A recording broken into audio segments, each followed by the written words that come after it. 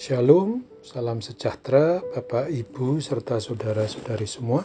Untuk memulai renungan tentang firman Tuhan ini, mari kita berdoa.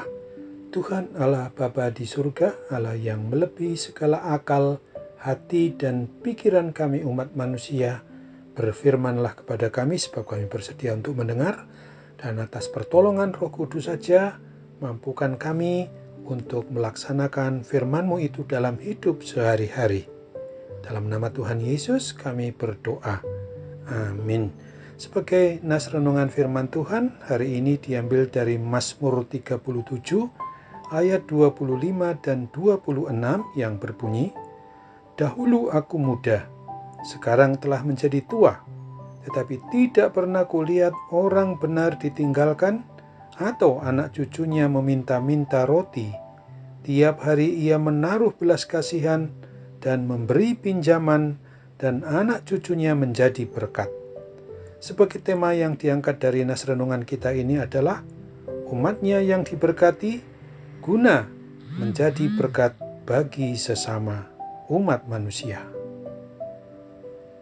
Pribadi maupun suatu keluarga dari orang yang sudah mengaku beriman percaya kepada Kristus, kehadirannya di dunia ini adalah guna menjadi sarana atau alat berkat dari Tuhan Yesus itu sendiri, sehingga boleh memenuhi kehendaknya yang adalah sebagai garam dan terang dunia.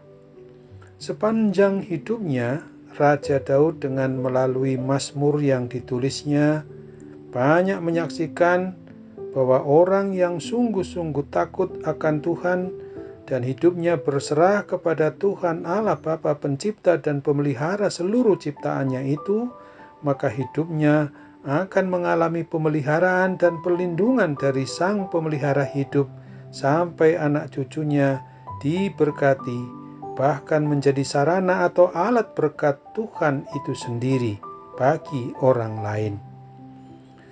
Marilah kita jangan iri terhadap orang fasik yang hidup dengan berbagai kecurangan dan kejahatan.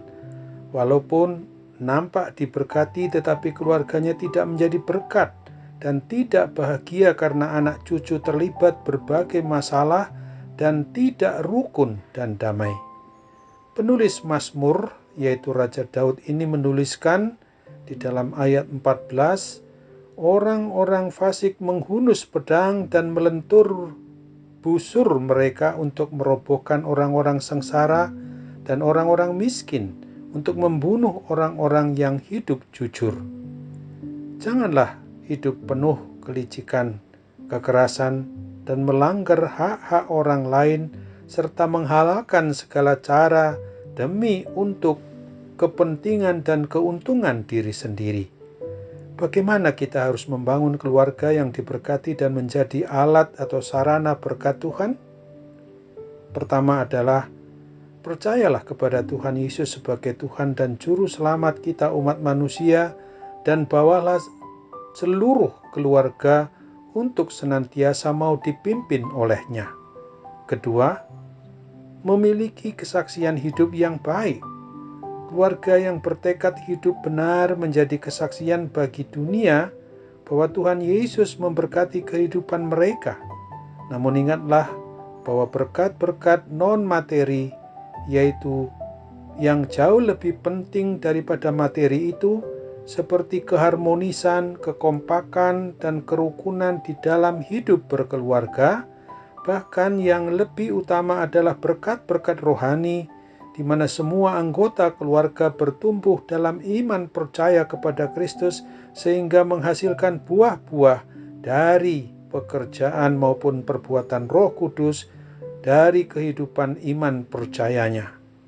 Ketiga, memiliki kepedulian kepada yang membutuhkan, menjadi sarana atau alat berkat Tuhan bagi orang lain, ditandai dengan adanya belas kasihan dan memberi pinjaman kepada mereka yang membutuhkan.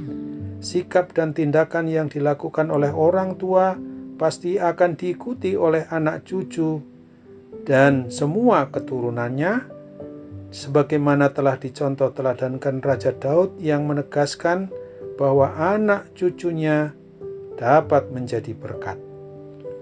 Oleh sebab itu, kalau kita sudah mengaku sebagai orang tua yang senantiasa rajin untuk menabur yang benar dan dilihat oleh anak cucu maupun keturunan kita, maka yang kita teladankan, yang kita contohkan itu akan dilanjutkan oleh anak dan cucu-cucu kita. Inilah warisan iman dan pola kehidupan keluarga kita yang perlu kita lakukan sehingga semua akan menyatakan bahwa hidup kita untuk menyembah, memuji, dan memuliakan kebesaran nama Tuhan kita Yesus Kristus Juru Selamat dunia. Amin. Mari kita kembali bersatu dalam doa. Tuhan Allah Bapa di surga, terima kasih untuk firman Tuhan hari ini yang sudah mengingatkan kami bahwa sesungguhnya kalau kami merasa hidup kami ini adalah serba diberkati oleh Tuhan setiap waktunya, setiap harinya, setiap minggunya, setiap bulannya, dan setiap tahunnya, maka sungguh-sungguh tolong kami Tuhan untuk boleh tidak hanya menerima berkat-berkat-Mu itu, tetapi menyalurkan berkat-Mu kepada sesama kami, sampai kepada keturunan anak cucu kami. Semuanya kiranya dapat menjadi berkat bagi orang lain.